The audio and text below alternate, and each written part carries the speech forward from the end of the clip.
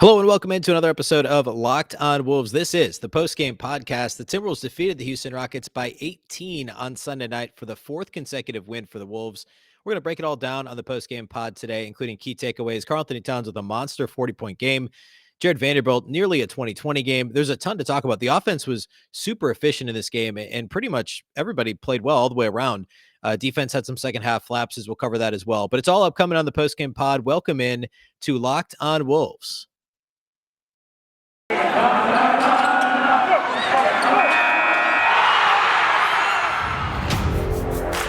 You are Locked On Timberwolves, your daily Minnesota Timberwolves podcast. Part of the Locked On Podcast Network. Your team every day.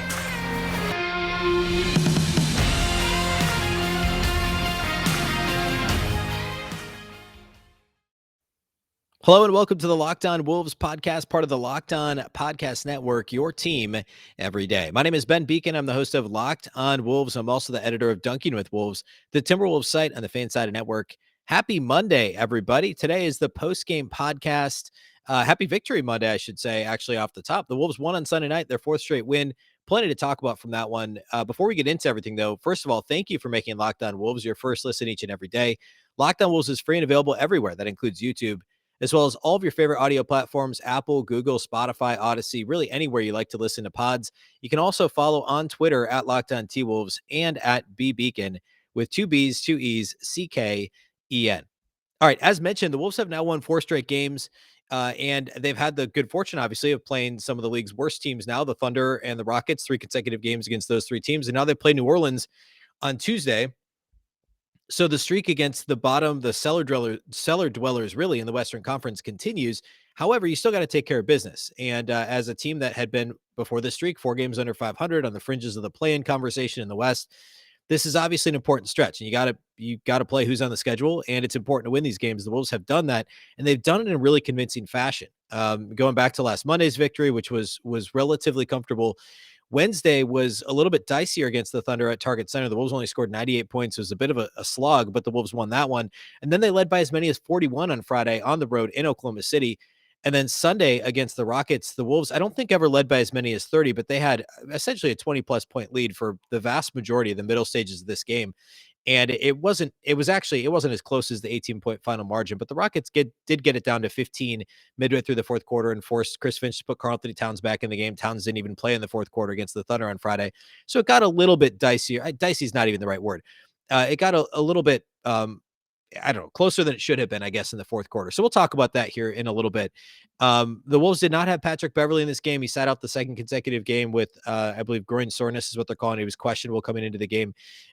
So, I mean, who knows? It's pretty likely, I guess, he would play Tuesday in New Orleans unless the Wolves think, hey, we've won 2 games in a row against bad teams without him. Let's go for another one and give him essentially a full week of rest. But this is kind of the Patrick Beverley thing, right? I mean, you go back and look at his career. He misses a bunch of games due to he gets nicked up, right? It's partly the way he plays. He's extremely aggressive. There's a reason they call him Mr. 94 feet. And he throws his body around, does his thing. He's also on the wrong side of 30 now. So he's going to miss some games here and there to make sure that he's healthy enough when this team continues what's hopefully a stretch run towards the playoffs here in a couple of months. So no Beverley in this game. That meant that the Wolves rolled out the same starting lineup they had on Friday in Oklahoma City. So that's Russell and Edwards in the backcourt with McDaniels and Vanderbilt and Karl-Anthony Towns, with both Malik Beasley and Jalen Noel coming off the bench for the Wolves. And actually, the first quarter in this game was a lot like the first quarter against the Thunder on Friday, where the Wolves kind of had, it was a little bit back and forth for the first half of the first quarter. The Wolves kind of started to build a multi-possession lead, finished the first quarter up by 10, which is a little bit more separation than they had against Oklahoma City on Friday. But it kind of had the same vibe where the Wolves could get what they wanted offensively. They were a little sloppy defensively, still a little bit, not quite clicking in all cylinders offensively, but they still dropped 36 in the quarter. And it just kind of felt like, okay, the Rockets are hanging with them now, but the Wolves, as long as they don't get bored and they keep doing what they're doing, they'll be all right. Sure enough, it was the second quarter when the Wolves got their separation once again, like they did against the Thunder last time out. Karl-Anthony Towns had 18 points in the first quarter, though, notably. I mean, he continued to do what he does against smaller opposing lineups and was really, really good throughout the game in this one, but 18 in the first quarter alone. The second quarter was really interesting because of the lineup that Chris Finch rolled with for the first part of the second frame. The second quarter started with the Wolves with D'Angelo Russell, Jalen Noel, and Malik Beasley all on the floor together. So that's 3 players, all basically 6'4", or a little bit less than that, a little bit under 6'4". Josh Okogie at the 4. And of course, Josh Okogie hasn't really played the 4 since Ryan Saunders was head coach, and that did not go well back when Saunders was coach. And Naz Reid at the 5, who's also a little bit undersized for a 5. So D'Lo, Noel, Beasley, Okogie, and Naz is not your typically sized 5-man unit. Now, the Rockets don't have a very big lineup either. They basically, Christian Wood is by far their biggest player. And I mean, Daniel Tice didn't play in this game. I mean, we're talking about a really, really diminutive Rockets lineup. And the Wolves use this rotation to kind of start to separate a little bit. They played for roughly the first 5 minutes of the first quarter, or excuse me, second quarter, and they won when they were on the court. They won the scoring battle 14-7. So the Wolves, by the time they departed the game, had a 17-point lead when they started to bring back some of the other starters in addition to Russell, who's already on the court. But the D'Angelo Russell, Jalen Noel, Malik Beasley trio, we're going to talk more about that later. That group playing together was really fascinating and started to really kind of click in the second quarter. It was a little bit shades of D'Lo against the Thunder for a few minutes there. He got really hot. He and Noel, though, play off each other so well. And well, the three of them together, D'Lo, Noel, and Beasley, are all not great perimeter defenders, but have all been improved this year. Having Josh Okogie on the floor with them allowed the Wolves to try some different things defensively, and it worked really well. So we'll talk more about that later, but that lineup played nearly half of the second quarter together, and the Wolves had a 17-point lead when Finch started to shuffle that lineup a little bit. By the time we got to halftime, D'Angelo Russell had 19 points. He had 5 made threes just in the first half. So again, a little bit shades of the game against OKC on Friday, where D'Lo and Cat each kind of took turns taking over the game. And Minnesota at halftime had a 21-point lead. They never really looked back. Again, they built the lead up to as many as, I think it was 28 at one point. It just kind of fluctuated between like 22, 26, 27 points. And that was kind of the rest of the game. Houston did put up a little bit of a fight late, mostly because the Timberwolves defense completely, I mean, the Wolves basically stopped trying on defense at one point, and Houston finally started to make some open shots. It wasn't super encouraging to see the Wolves relax that much, but it didn't really matter because Houston has such a terrible defensive unit themselves. The Wolves literally got whatever they wanted all night long. They shot 51% from the field, scored 141 points, their season high in points, and second most, I believe, in franchise history. The record previously, or still, I guess, is 144 for a regulation 4-quarter game for the Wolves in terms of points scored. So the defense late wasn't ideal from Minnesota, but overall they were able to hold off the Rockets, keep this from getting any closer than 15 points. And even though Towns had to come back in the fourth quarter, he still only played 33 minutes. Russell played 33. Edwards played 34. So not, they got each of those guys a few additional minutes of rest, which was good to see. I want to spend the next, I've been doing key takeaways like we always do. I have 4 from this game. So we're going to go ahead and launch into that before we get into individual studs and duds later on in the show. First, though, let's talk about our friends over at Built Bar. It's finally the new year, and I guess we're a little more than a week now into the new year, so hopefully you're into your New Year's resolution. If yours is about getting fit or eating healthier, make sure you include Built Bar in your plan. Built Bar is the protein bar that tastes like a candy bar, in a lot of cases even better than a candy bar. Built Bar makes it easier to stick to your resolution because it tastes so good, you'll want to eat it, unlike other protein bars, which can be chalky or waxy or taste really like a chemical spill. You want to eat healthy, but it just gets boring. By like week 3, you might be thinking, this is not worth it. Where's the chocolate? Well, Built Bar has you covered because Built Bars are covered in 100% real chocolate. Most Built Bars contain 130 calories, 4 grams of sugar, just 4 net carbs, and 17 grams of protein. Compare that to your normal candy bar, which usually has around 240 calories, 30 grams of sugar, and dozens of net carbs. Here's an idea for the new year. Go to all your secret treat stashes at home, in the pantry, at the office, in the car, wherever they might be.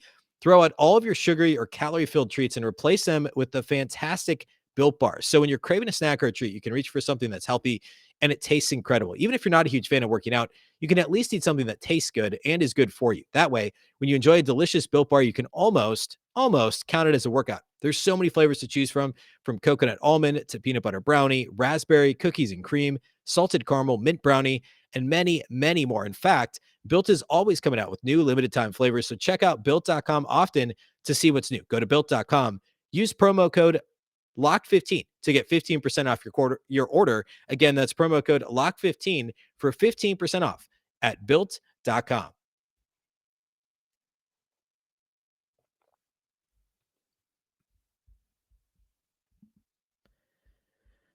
All right, let's talk key takeaways from Wolves Rockets on Sunday. Number one, talked a little bit about the rotation and the second quarter, the unique lineup of D'Lo, Noel, Beasley, Okogie, and Naz Reid. But again, going back to that Russell, Noel, Okogie trio, it's really fascinating. And I guess you could include Beasley in there and talk about the four of them.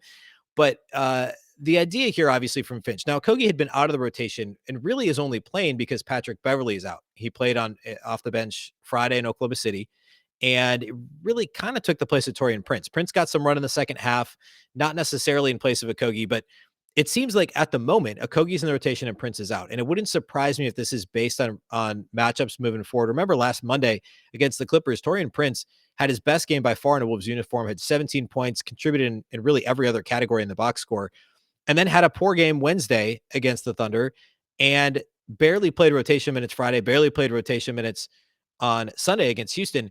So not sure if he's really going to be a permanent rotation staple moving forward, or if it just depends on the night and the opponent and how Finch's wants to play his rotation that night.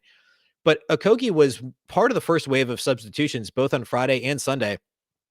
And both the Thunder and Rockets are teams that play very small. They're not very good. And they're teams that the Wolves can use Okogie to really disrupt the flow of the offense.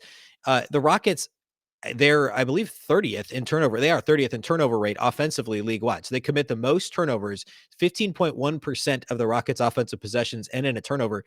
The Timberwolves turn opponents over on 15% of defensive possessions, which is the best mark in the league. So the Wolves came into this game knowing that they could turn the Rockets over, and they decided to use Josh Okogie combined with some of this other length to try and wreak havoc on Houston's offensive plan. And they did exactly that.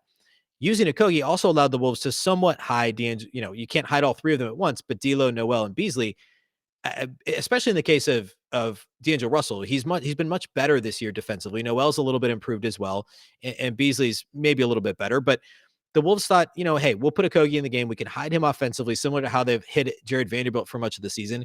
And then defensively, he can play on the perimeter. He can be the one that's going to take on, Jalen Green, right? This year's number 2 overall pick. He could take on Kevin Porter Jr. We can put him at the point of attack. If one of those more dynamic scorers has the ball in his hands, we don't have to ask D'Angelo Russell to expend that energy in a game that we should win fairly easily. And he's playing really well offensively. Let's put Okogie, let's give him the tougher assignment.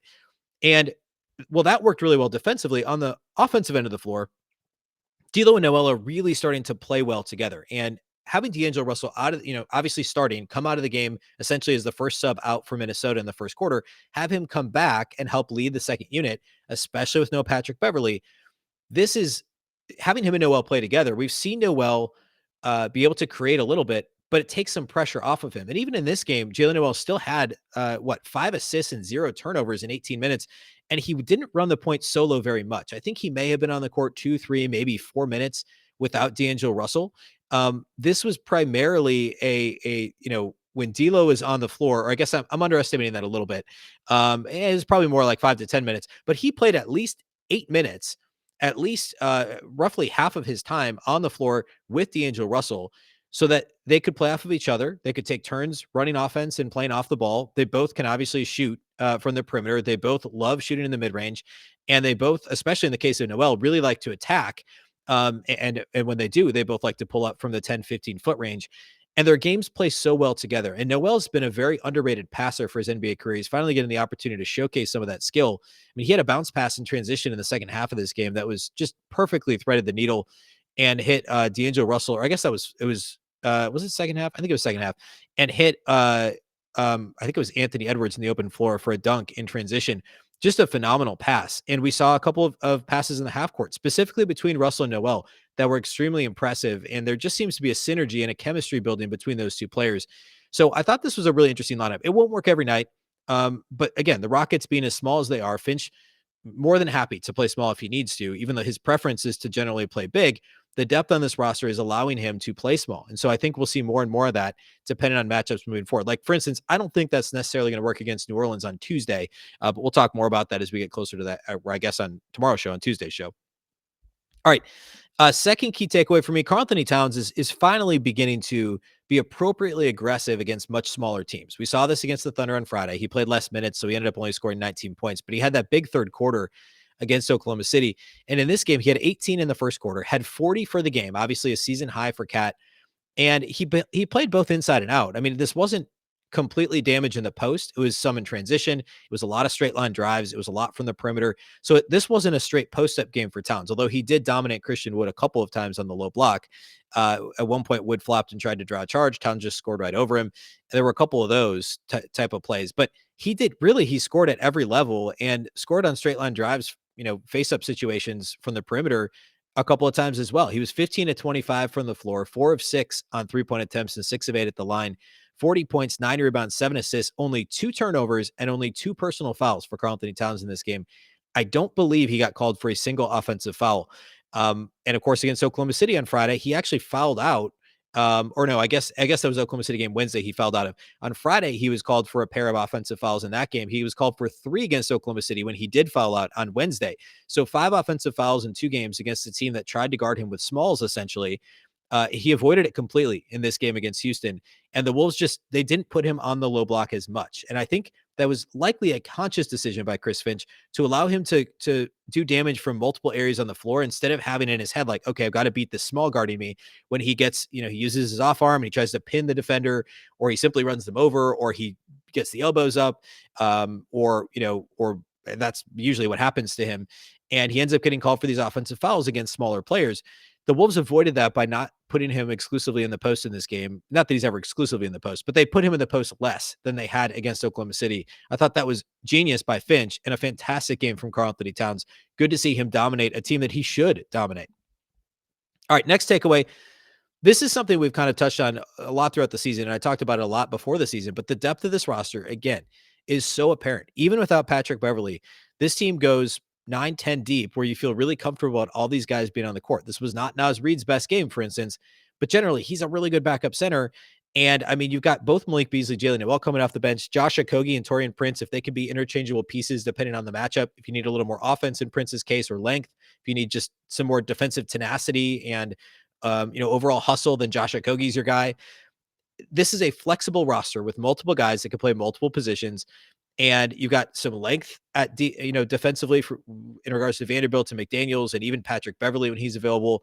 And your big 3 is apparently unselfish enough to take turns in a good way. The depth on this roster to be able to survive, to do even a little bit better than tread water over that 2-ish weeks where they had up to 8 rotation guys at one point out in health and safety protocols, and now begin to get it all back together and thrive against some of the worst teams in the league. That's a testament to the depth of this roster and also the way that Chris Finch has managed the rotation. And then along with that, I guess this would be my last takeaway, is taking care of business. I said this a little bit off the top. I mean, the Wolves should beat these teams, right? They should beat a banged up Clippers team with no Paul George and obviously no Kawhi Leonard. They should beat the Thunder 2 out of 2 times. They should beat the Rockets. They should beat the Pelicans on Tuesday, although they're 1-1 against them this year. Remember, they lost to them in the 3rd game of the year way back in October. This is a really soft part of the schedule. And I get that that's where the Wolves are doing this damage. And it's easy to be cynical about that. But these games count. And they've now won 3 consecutive games by multiple possessions by 8 points or more. 4 consecutive games by 8 points or more. And 3 of them by 18 points or more. 3 of the last 4 games. We can't penalize the Timberwolves for beating who's on their schedule. And one of the problems that this Wolves team has had over the past couple of seasons, they've had a lot of problems, obviously, but they don't beat the teams they're supposed to beat. Even when they weren't very good, there were still terrible teams that they should have been beating with Karl-Anthony Towns healthy and on the floor, and they weren't beating them. They're finally, it appears, starting to do that. Now, New Orleans on Tuesday, I don't want to count all these chickens before they hatch. They need to win that game. And then obviously it gets difficult against Memphis on Thursday, who's won, 8 consecutive games at this point. 9, it looks like they're on their way to 9 as I'm recording this. They're up 20 on the Lakers. So they're going to have one at least. Well, I suppose they'll play between now and then. But at this point, they've won 9 consecutive games. And then you get Golden State and the Knicks and the Hawks. And I know the Knicks and Hawks have been struggling, but those games are a lot harder than the Thunder and the Rockets and the Pelicans. So it's really important that the Wolves get this win over the Pelicans. They get over 500, and then they get into a little bit of a tougher part of the schedule. A bunch of games on the road.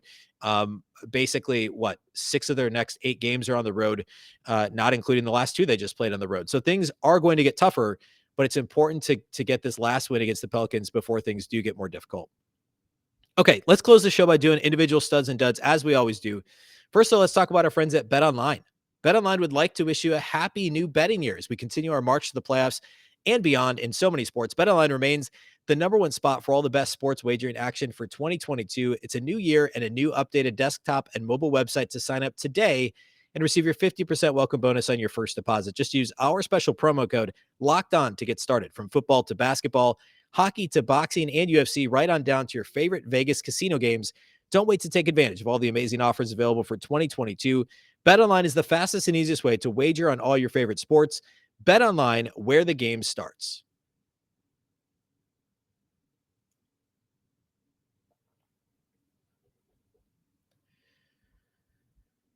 All right, let's talk individual studs and duds. So easily, number one for the Timberwolves is, of course, none other than Karl-Anthony Towns. 40 points on 25 shots in this game. He knocked down 4 threes on 6 attempts, was 6 of 8 at the line. He also had 9 rebounds, 7 assists, and a steal, only 2 turnovers. So 7 assists to just 2 turnovers. One was just a really bad pass. He had the ball kind of in the high post on the right side of the floor, mid post. And I forget who the cutter was, but just a bad pass. I mean, he had an open cutter and he just airmailed it. I forget what the other one was, but I mean, he was making quick decisions. He was finding the open cutters, open shooters on the perimeter. He didn't get the ball enough in the post to get doubled very often, but when he was drawing fouls. He was making the right pass. And this was just a perfect Karl-Anthony Towns game. Talked about him a lot last segment, beating up a team he should beat up. And we talked, or I wrote about this actually, talking with Wolves, that the Wolves had to beat a team like Houston, both on the glass and in the paint, which they did not do against the Thunder last Wednesday when they barely won. They were a plus 11 on the glass in this game. And points in the paint, the Timberwolves were, they were a plus 10 on points in the paint in this game. Now, defensively, they gave up far too many points in the paint to a team that should not have gotten them in Houston. And that was mostly a point of attack issue, more so than it was a rim protection problem. The Wolves were getting beat a little too much on the point of attack late in the game. But all that to say, Towns was phenomenal, and he is the number one stud from this game. D'Angelo Russell gets 22 points, 10 assists, 5 rebounds. Another phenomenal game after shooting 11 of 12 in Oklahoma City on Friday. He was 8 of 14, 5 of 9 from deep. Again, 19 of his 22 points were in the first half. He had 5 threes. All 5 of his made three-pointers were in the first half. Double-double, 22 and 10, just 1 turnover for D'Lo in 33 minutes. And the third stud, I haven't talked much about him yet to this point in the game, in the podcast, which I guess I should have. Jarred Vanderbilt, phenomenal. Career high 21 points, career high 19 rebounds, just missed the 2020 game. 4 assists, 2 steals, 2 blocks in this game, 10 of 14 shooting in 31 minutes. And I believe 8 of his 10 makes were dunks. Obviously, none of his makes are ever outside the paint, but he just got dunk after dunk after dunk. The Timberwolves pick and roll game was unstoppable. And again, Houston has one of the worst, probably worst 2 or 3 defenses in the league. I think defensive rating, they're number 29 on Basketball Reference. They're bad defensively. There's no 2 ways about it. But the timing and spacing and the synergy and the overall cohesion that the Wolves played with in pick and roll game was really impressive. And to see this continue to grow, again, you got to play who you play on the schedule, whoever's on the schedule.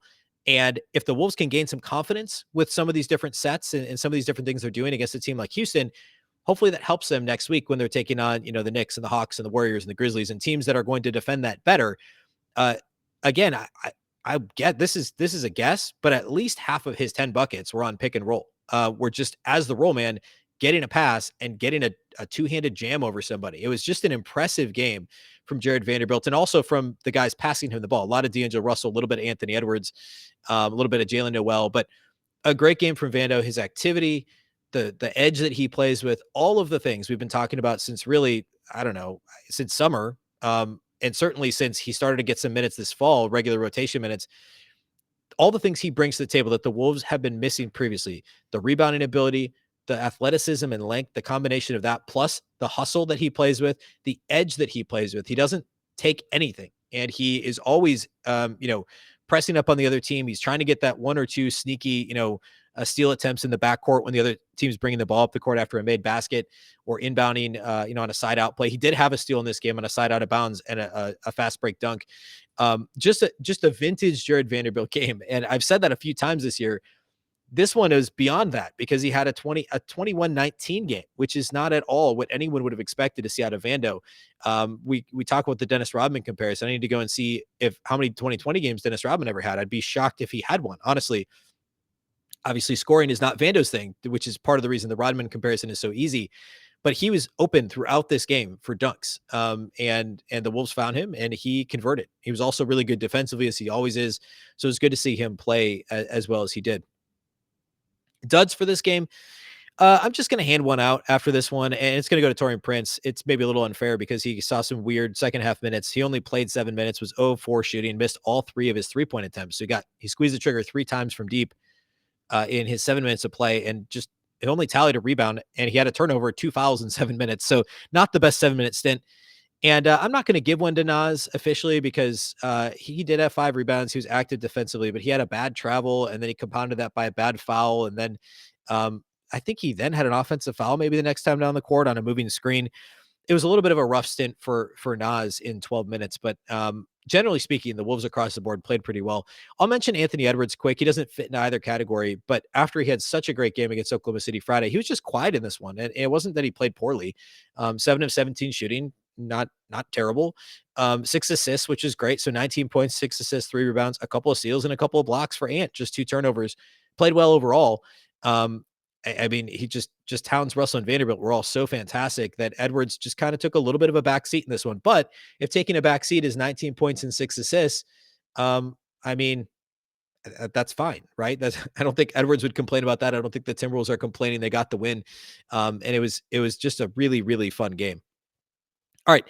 The Wolves, as mentioned, will take on the New Orleans Pelicans on Tuesday in the final game of, or excuse me, the third game of a 4-game road trip. They're in Memphis then on Thursday to take on the streaking Memphis Grizzlies. Tip on Tuesdays, 7 p.m. Central. On Tuesday's show, we will preview the game, talk Wolves Pelicans, and what to expect, as we haven't seen New Orleans since game 3, way back on October 25th.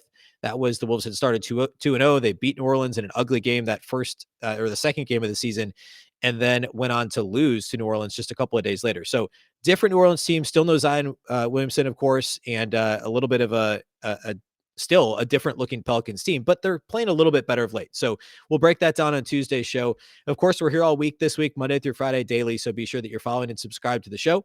If you do make Locked On Wolves your first listen each and every day, and I sure hope that you do, thank you. Genuinely thank you for listening to the show. A reminder that we're everywhere, including YouTube, as well as Apple, Google, Spotify, and the all-new Odyssey app. You can also follow on Twitter at Locked On T-Wolves and at Beecken with 2 B's, 2 E's, CKEN. All right, that's all we have for today. Thanks again for listening to Locked On Wolves, part of the Locked On Podcast Network. Remember, the Locked On Network is your local network, or excuse me, your local experts on all the biggest stories. A reminder about Locked On Bets. Hopefully you do make Locked On Wolves your first listen each and every day. Please make your second listen Locked On Bets. It's your daily one-stop shop for all your gambling needs. Hosted by your boy Q with expert analysis and insight from Lee Sterling. It's free and available on all platforms. Once again, I'm Ben Beecken. This is the Locked On Wolves podcast, and we'll catch you next time.